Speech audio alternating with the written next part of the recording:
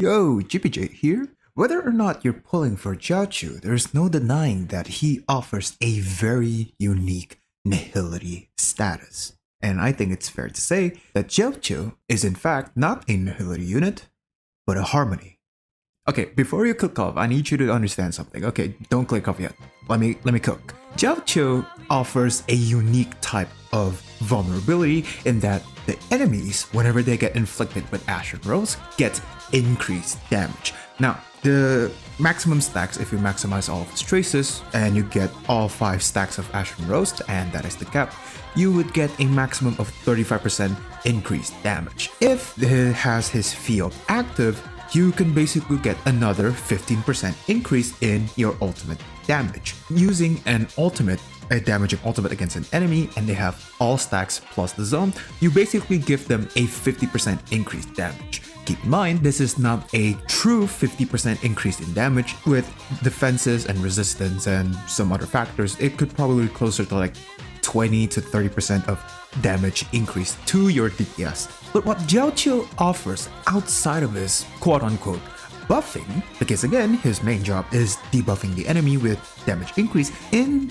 dot composition, I believe that he could be the next step. If you're going for a full dot team, Kafka, who is always going to be core, and Black Swan, and you add in Jiaoqiu, possibly if you're going for like a 0 cycle speed clear, you can substitute your sustain for either a Robin or a Ranmei.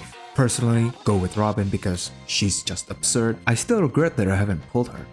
But anyway, Jiaoqiu in a dot team is superior in every sense of the word. His Ashen Rose is also treated as a burn status. And get this, it is not counted as a quote-unquote normal burn, meaning that for a fire enemy that is 100% resistance to fire and burn damage, they could still get that burn damage. His flexibility in team comp is off the notch, especially if you consider the debuff-centered DPSs. We have Ratio, we have Acheron, well, all of them for now, and who knows who will be coming in the future. Jiaoqiu's potential to inflict multiple debuffs at the same time is arguably much more important than his debuffing capabilities or even his debuffing effects. Sure, 35% increased damage is nice, 15% ultimate damage increase is nice also, and even in dot comps, because of his Ashen Rose treated as a burn, Kafka can proc it as well. The fact that he can, consistently give out 3 debuffs at the same time makes it so that maybe in the future, characters like Ratio, the characters that get another extra damage increase depending on how many debuff the enemy has, Jiaoqiu could be very efficient in terms of debuff application and debuff types. We don't have a real clue of how some of the future characters are gonna look like. Maybe one of the 2.5 characters could really take advantage of Jiaoqiu.